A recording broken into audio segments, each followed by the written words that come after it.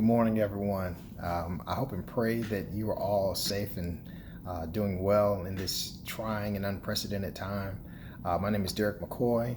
I'm here to share some insights, some strategies, some support, some love during this trying time, during this time of unheard of and just unimaginable things that are happening in our society right now.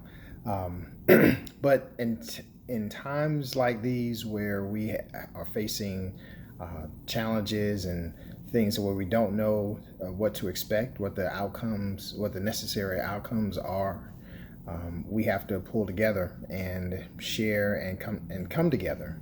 And that's what this is. This is an opportunity for for me and my friend, my co-author, Darren, we decided to come together, share some of the things that we have learned and experienced over the years as educators with parents and other teachers, wherever they are in their journey for educating and supporting their learners, their kids, to move forward and to help make the most of this situation.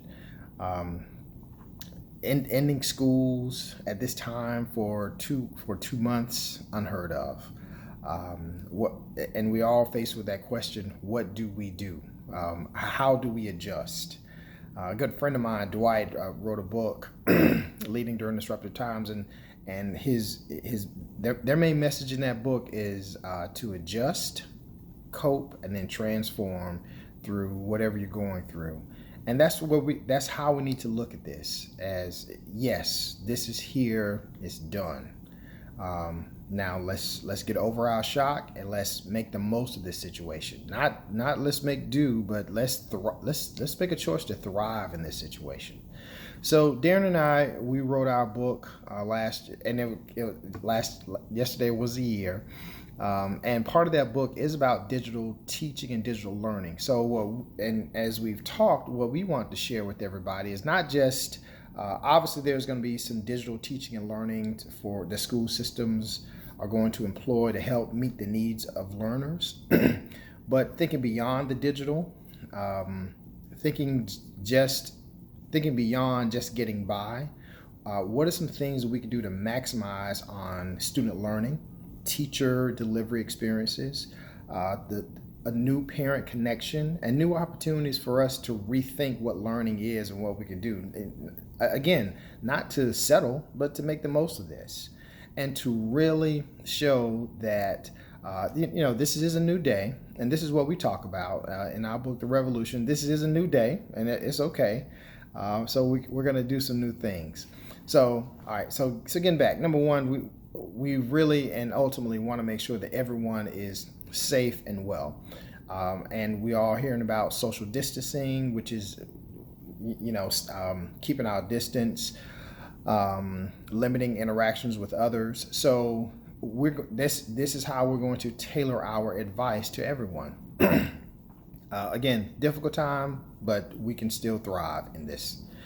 So digital teaching and learning, we want you to think something that we share with parents, with adults, I'll just say with adults, not just parents and teachers, but with adults, is that we have to think differently about our time as students from our current students' times in the classrooms.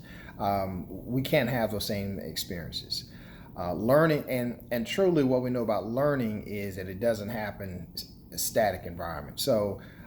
As we move forward, just keep that in the back of your mind. Just keep that in the back of your mind, because we are going to adjust and after we cope with this situation, we're going to have develop a new understanding, and hopefully at the end of this, we'll develop some new appreciations and we'll go back when we go back to school, and we'll go back to school. We'll have some different opportunities to do some things differently. So that's okay. Now, we understand that some school systems who originally or before last week were not engaged in digital learning and digital teaching exclusively have chosen to dive deep into digital learning and teaching, and that's okay. our goal and our mission here is to help you through that process, is to give you some best practices, is to make the most of that situation. So if you've given out your devices, if your students have your devices, if they've logged into Google Classroom or whatever your whatever your LMS is, it's all good. Don't expect, it's okay not to have a high level of efficacy, high level of competence to begin with. All good, it's cool. Just make the first couple of days about just reconnecting with students or connecting with students in this new digital landscape. One of the teachers that I used to work with, Mandy Russo, she's put out an assignment on Google Classroom this morning. She says, hey, I'm just putting a simple assignment out there. Ain't nothing big. I just miss you guys and I want to hear from you. Let's do that for a day, just so we can understand where we are right now. The most important thing we can do in this time is keep our personal connections and our relationships with students at a high level. We tell students face to face that we care about them, we love them every day. Make sure that they know that now.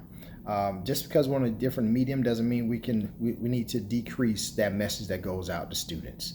So make it about connecting with students. Make it about connecting with parents right now, just to get your feet wet. Some other strategies, we're going to talk about those later.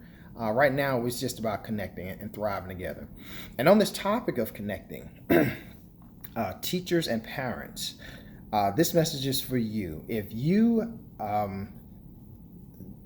for your own edification, some administrators now use social media to connect, to grow together, to share knowledge, share experiences, and to get advice for whatever they're going through. This is my 11th year on social media, specifically Twitter. And I can tell you, I have connected with some great people, and I'm a different educator today than when I first joined social media, period. So I am going to encourage you all, whether you're a fan of social media or not. I'm not encouraging you to dive deep, or I'm not encouraging you for any level of experience on it. But I am saying that if you choose to follow some hashtags on education on some of these social media platforms, you will receive and you'll see some great resources that will help you develop some digital learning experiences for students, help you rethink how delivery looks. And if you're a parent, you'll see some activities out there that you could possibly dive into today. This is how educators on social media use these hashtags. We don't share what we had for lunch. We don't share what we're wearing. We share what worked in classrooms and some next level thoughts. So on that topic of connection, as I send out this link, I'm also sending out a link to a Google Doc that I have created, and it has some hashtags on it right now that you can plug into Twitter, plug into Facebook, and you can follow that stream, and you'll see contributions from different educators, different administrators, from, hey, this is a great activity, hey, this is a great website, hey, this is a great this, hey, this is a great that you find some things that you can possibly connect with and do today. I would encourage you, if you do that, connect with an educator who posted that resource and say, hey, thank you for posting this. I like this. Any other suggestions? Here's my situation. 99 out of 100 times, they're going to connect back with you and make that connection. This is a new way of how educators who are connected are growing and developing and seeing and getting different insight on different things. Our hashtag is RevoltLap, RevoltLap, Revolt Like a Pirate. And in that, we share some resources and some thoughts from our book as well. But you'll see here, I made a quick list of some hashtags for you to follow, but there's a more comprehensive list from a good friend of mine, Jerry, at the bottom, that you'll see a bunch of hashtags. Don't get overwhelmed. if you're a parent at home and you want to get some different things for your third grader to do in math, look for math hashtag, follow, connect, and grow and develop and employ and deploy. It's all great. It's all easy. On that topic as well, I've put a connections list up there for myself and Darren, just so you can connect with us on Twitter or email. Either way, we're great. We're glad and great to help. And you can ask us any questions. We're glad to help in any kind of way we can. Again, we're in this together. We've also linked some national organizations for support that provide support to educators at all levels, middle grades educators, secondary, high school, elementary. There's one for Black Educators Rocks.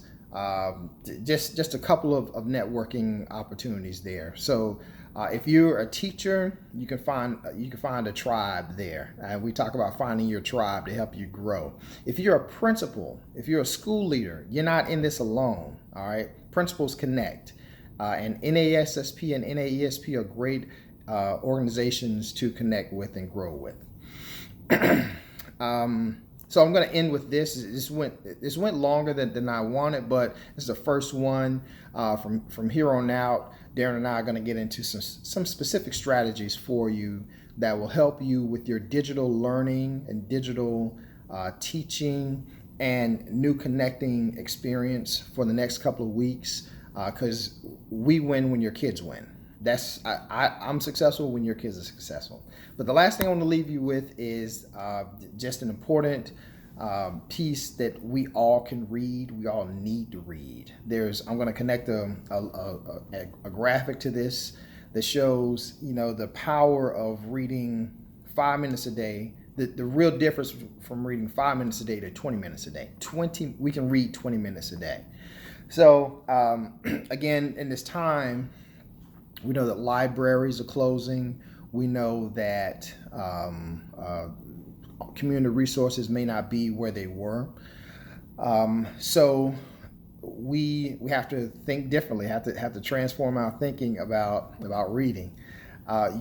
So the first thing I'm going to suggest you do as a former principal is connect with your school, connect with your child's teacher to see what reading program they have in their school.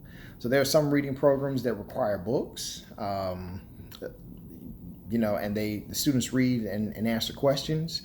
So they have to have a book, and that might be good for a while. You might have an extensive library in your house, but there are also digital online reading programs that are out there, and they are great and fantastic. They have extensive libraries, extensive resources. Connect with your school to see what they have. I'm familiar with Achieve 3000. I'm familiar with Newsela. I even think Newsela is doing some things differently right now for parents to do some things at home. But before you go to Newsela and sign your child up for their reading program, before you do any of that, contact your school, contact your teacher to see what reading options or resources your school already uses, because you might be able to get into some things and your child with free to you or available to you right now without you having to using the resources. Again, 20 minutes a day is awesome. The thing that I want to encourage parents to think about differently is some of us prefer to read with the book, the hard copy in our hands. And some of us don't mind reading on a digital device. Right now, in our transformative stage, we might have to embrace reading on a digital device. Because our brains can adjust to that. Especially a young brain can adjust to that. So a best practice here is not to put a preference to book versus digital. We need to put an emphasis on reading 20 minutes a day. So let's make that the mission, and let's start there. So remember, first, be safe, be well. We love and care about all of you. Your child's success is our success, and that's what we want to happen.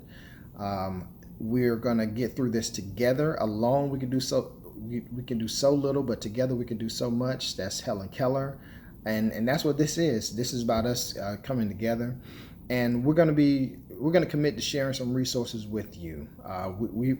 Darren and I are both digital leaders, principals, and we're here to help and share, and we're gonna grow together. So if there's any way we can help, let us know. Look for connections on this Google Doc that's going to come out. We're going to keep updating it as we send out new messages. Thanks so much. Be safe, be well, and we'll talk to you tomorrow.